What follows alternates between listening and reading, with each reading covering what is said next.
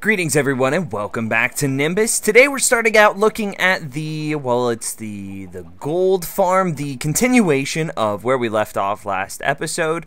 We are adding a filter and doing a bunch of crazy stuff, so I want to show you the end product first. We've started to get a lot more gold.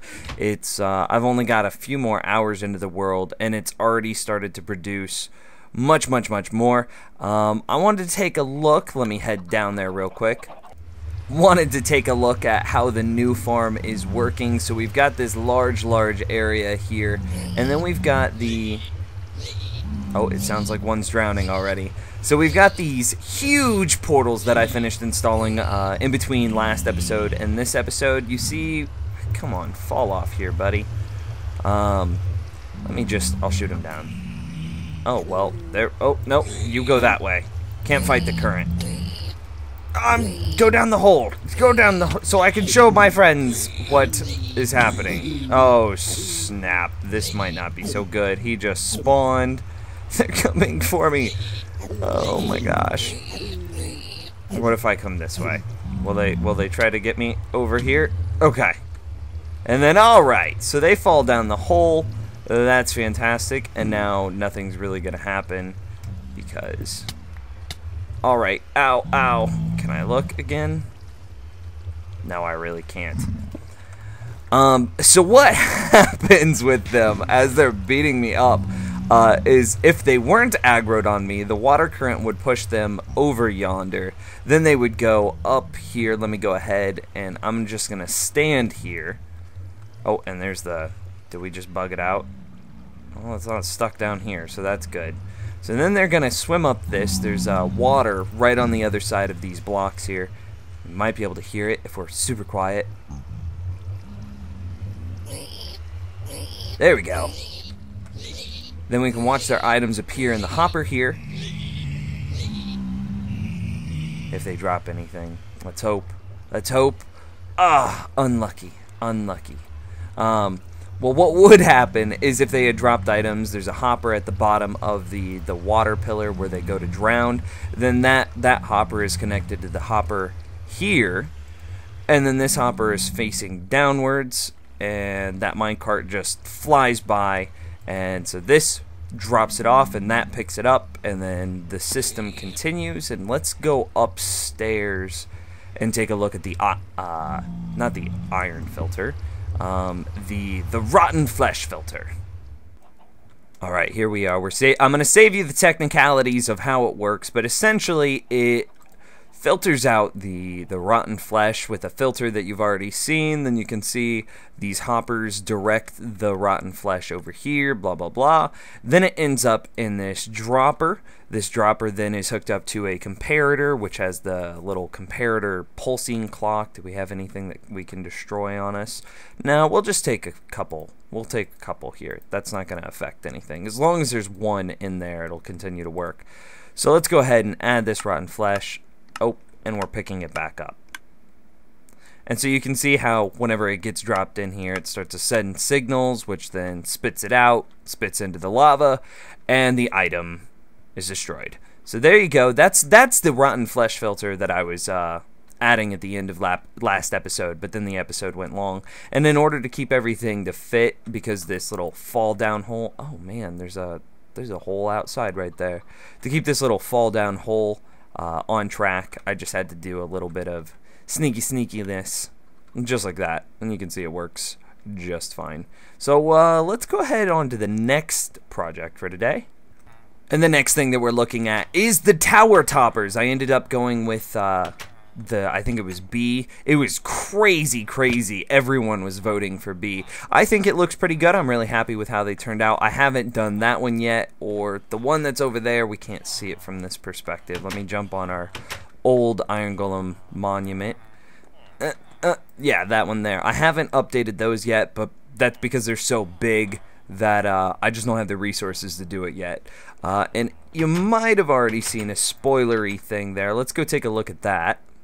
And here we are. I ended up still using Design A, and the reason for that is this is under our Iron Golem farm, the old version.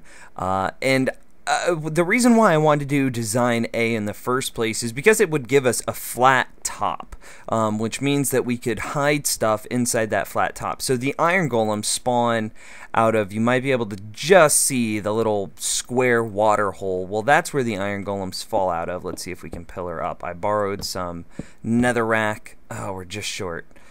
Let's see if we can't borrow some blocks here. Oh, okay, yeah, we'll be fine. Oh, we just lost one. Oh, well. So because they fall out of that hole, and iron golems don't attempt to move while they're falling, they line up directly with this, I don't know what you'd call it, the hole here.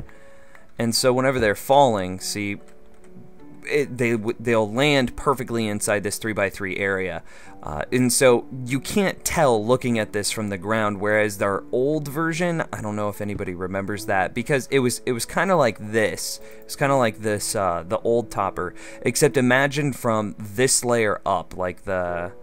So you see how it goes up by 2 each layer? Well, this last layer of up by 2, and then it does kind of like that T-shaped Tetris block. Well, that wasn't there, and so it just kind of looked weird. It had like a rounded top, and compared to all the pointy tops of everything else, it just didn't look right, you know? So, that's, oh man, I must have missed a block. Oh well. So that's why I wanted to go with a flat top, and it still ended up getting use here because I ended up using it for the iron golem farm, just because it looks fan-freaking-tastic that way. One of the next things that I wanted to touch on was that 1.7.4, I had to check really quick, finally hit. That's really cool because there was a render bug. Whenever I decided that we were going to put the Iron Golem monument over there, it was because it was just in range. You see how it's got like that kind of faded outlook to it? It's kind of just on the horizon. It looks really cool. It's kind of, I don't know, it just looks neat from that distance, whereas if it was like any closer, it would be like perfectly in focus, and then it still looks really, really cool, don't get me wrong, but like you see how we can see the mountains just fading in from the distance over there? Whenever we look at the Iron Golem farm, or not the Iron Golem farm, but the Iron Golem monument, and it's just at that point of fading in, you know, right here, which, you know, is where we spend most of our time. Whenever we're going to see it, it's likely going to be when we're leaving the castle. See how it's just on the edge of the frame there? That's when we're going to see it, and I think that's when it looks the coolest. And I was really disappointed when 1.7 came out and then we weren't able to see it anymore. But now that 1.7.4 hit and they fixed the render bug, oh, it just looks so good. I got to get it finished though, because just because there's awesomeness in it, and it's like our, actually, I don't know if we talked about this, but it's one of the wonders of our world, and we are talking about what should be a potential secondary wonder of our world. And let me see if I can do this as I talk about the wonders of the world. The overpass, someone suggested, should also be considered a wonder of the world. The reason being, oh, okay, there we go, got our one sheep. You all are left. Come here, sheep friend. The overpass, the thing that we use to transport ourselves between, hey, pay attention. I have, sheep? You know what they say, don't ever work with children or animals on camera, and friggin' animals. I like kids. I would work with children, but never never a sheep, at least. If I have any sheep viewers out there, I'm sorry, I don't like you. You should. Anyway, so in 1.7.4 they got that all fixed, and there's also some new cool features that we're gonna take a look at. So I'm gonna lure this guy back to the castle as all the villagers stare at us and is like, what is he doing? What is the Archduke? He's just got a sheep and he's just luring him around. What is going on here, man? I don't even know. Come on, sheep. Anyway, so to the castle we go. Very quick, as we're in between projects or things I want to show you. I'm about out of steak, and I just wanted to show you how well the chicken farm is working. I had to shut off raw chicken production because it was just going much faster than I could sell it to the villagers. So now we're eating chicken. We're eating a little healthier. We're going to white meat from red meat. Yo, yeah.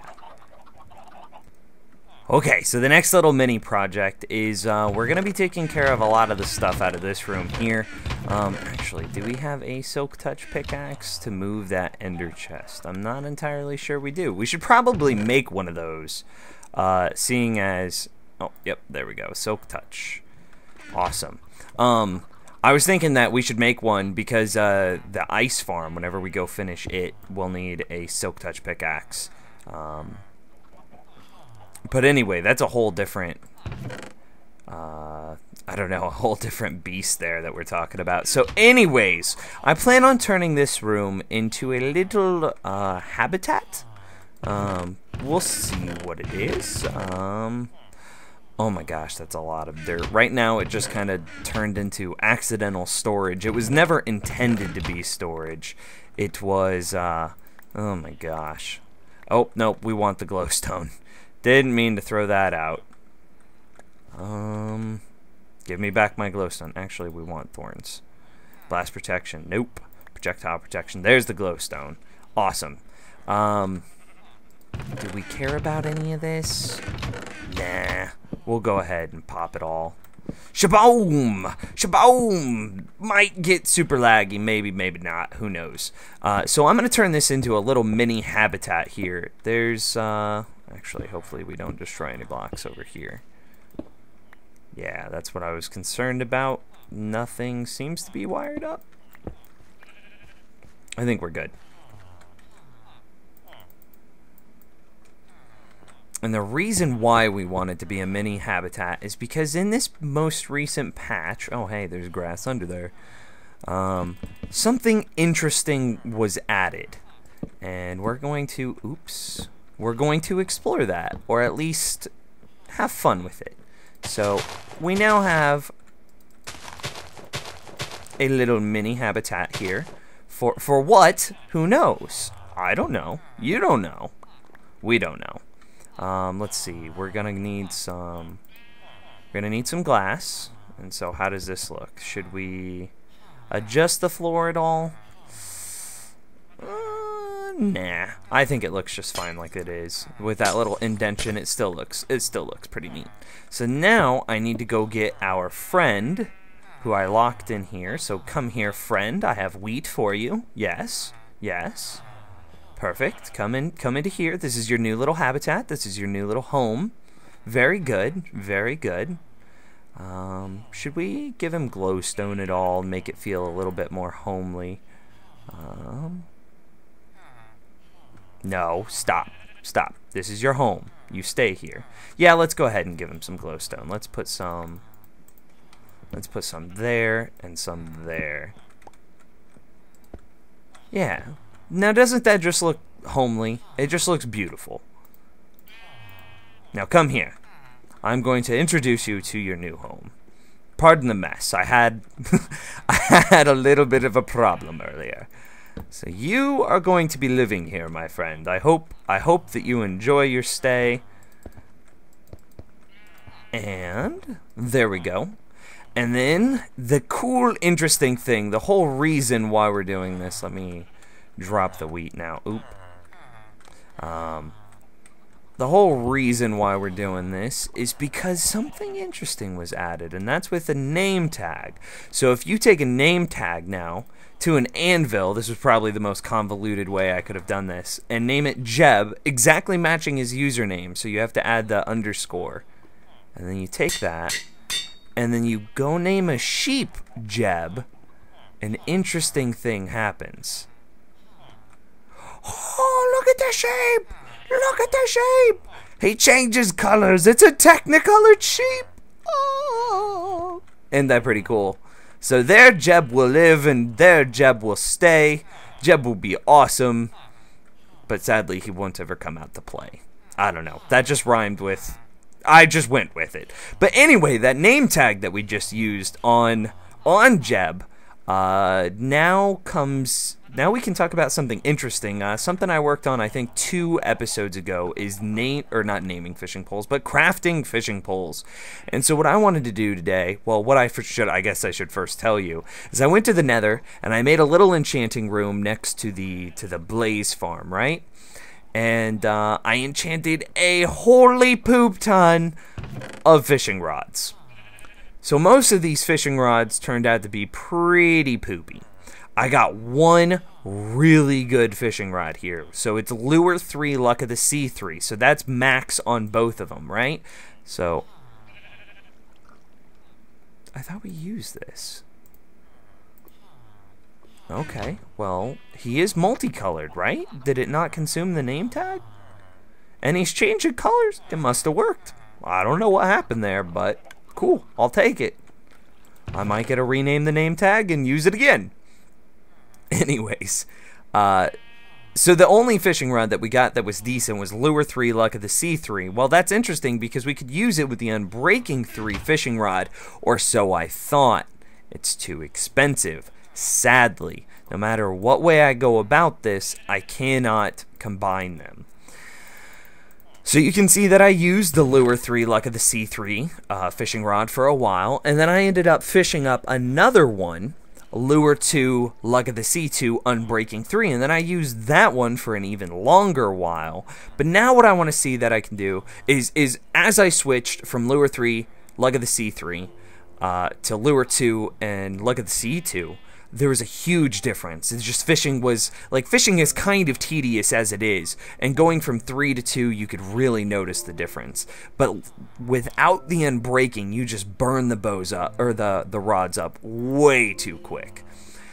So that's where this comes in, and where I'm glad that we have an adjustable enchanting table. So I'm going to attempt to make a fishing rod with Unbreaking 2 on it. That's the goal. Okay, Unbreaking 1. That was the secondary goal. If Unbreaking 2 did not work, Unbreaking 1 hopefully would. So let's go ahead and try out Lure 3 Luck of the Sea 3 with an Unbreaking 1. Can this be done? It can be done! And I think that'll be the top, because I don't think you can go higher than 40. So if it costs 35 to craft, I sound like a villager right there. Anyway, so let's go ahead and give it a little bit bigger of a boost here. So we're gonna go for our last 16. So that should be 16 right there. Perfect. Unbreaking 2. Wow, that couldn't have gone better. I'm really, well, a lot of people criticized us whenever we decided to make an enchanting room that had fully adjustable enchants, and look at that, just came in handy. So let's see if we can make a Lure 3 Luck of the Sea Unbreaking 2. We can! It requires 39 levels. We're gonna go spend some time at the Blaze Farm. Oh, and real quick, you remember how in a couple of episodes ago we talked about how the trees here were having a problem growing? Apparently that was just a glitch with 1.7.2, and now that we've upgraded to 1.7.4, trees seem to be working fine again, so no need to worry. Thank you for your concern. Oh, hey, well, check this out. Apparently I left a ton of experience from the last time I was here. So we can take a look. Oh, did it all just despawn right in front of us? No! No! No! Dang it. Well, we're here to... Oh, is this closed? Yeah, it's closed. Well, we're here to get more experience anyway. I guess while this thing fills up, we can just go over quickly what happened. All of our chests and whatnot used to be up there. I moved it down here. Then, I still need to move that thing, but I haven't done it yet. Then I added this little downstairs area where we come to smelt netherrack into nether bricks, which we can then turn into, what are these called? Nether brick. Nether brick. Okay, so this is all called nether brick. It's just, okay, well, I didn't want to confuse you, so I was like, am I calling too many things nether brick? So I can use the blaze rods to turn the infinite amounts of netherrack that we have into the I don't know what you would call this, semi-limited supply of nether brick. And then I'm just been using the enchanting table there to enchant our stuff, and let me go ahead and grab, if I can, our fishing rods here. So these still require 39 levels. All right, we've got a little bit ahead of us. Oh my gosh. I also brought a ton of splash potions of harming, and you can see how many fishing rods I was prepared to do. So I guess I just have a job of sitting here for a while, waiting for some blaze to fill up, and then we can make ourselves an awesome fishing pole. The quest for the most awesome fishing pole the land has ever seen. We'll be back momentarily, after a few words from our sponsor, except that we don't have a sponsor, so there will be no words. It'll be more like a jump cut.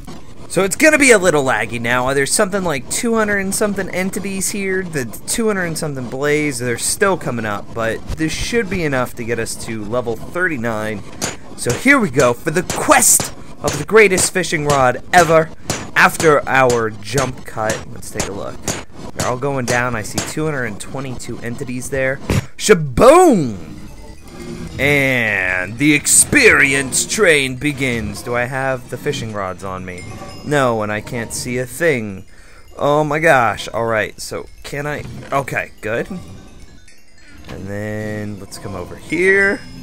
I love how organic it moves whenever you're getting this much experience. It looks like there's an entity, like a force field swarming you. I don't know, I'm really... I guess I'm just nerdy like that. It really makes me happy to see it. So anyway, okay, there's 39, and there we go. And now look at how fast the levels are coming in. Holy crap! What are we gonna get to? Level 20! And the quest for the greatest fishing rod ever. We'll need to test it out and then go from there. So let's go give this thing a try. Let's go give it... Oh jeez, oh god, no, oh my god. Oh jeez, the freaking wither. I was like, should we cut right here? I don't know. And then, oh, look at our health so far down. Oh my gosh. Gotta get back to the base so we can give our fishing rod a try. We need to give it a try, guys. Let's go give it a try before the big bad wither bot comes and kills us. All the wither skeletons. Let's go give it a try. I have successfully made it to home sweet home. Here we are at this little lagoon. We're going to give our fishing rod a try. Normally I do my fishing over in the boat dock area. Whoa, was it really that quick? Normally I do all my fishing in the boat dock area, just right there. And then I just fish by throwing out the door. It's pretty safe there because, you know, it's inside the castle. But we're giving it a try out here. We got Unbreaking 2, Lure 3, Luck of the Sea 3. Come on, fish.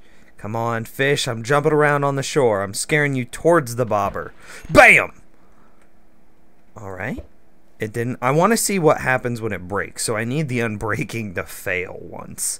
As goofy as that is, I need the Unbreaking to fail. Alright, and a quick crossfade later, it appears that finally we've lost our ability. Oh, and I got some frame lag there. So this is everything that I was able to catch. That's what, 9, 10, 11 things per one durability. That's pretty good.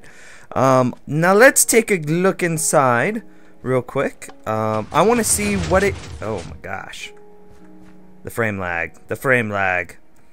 I want to take a look at what the repairs are like on it, and if we're going to need to name the fishing rod.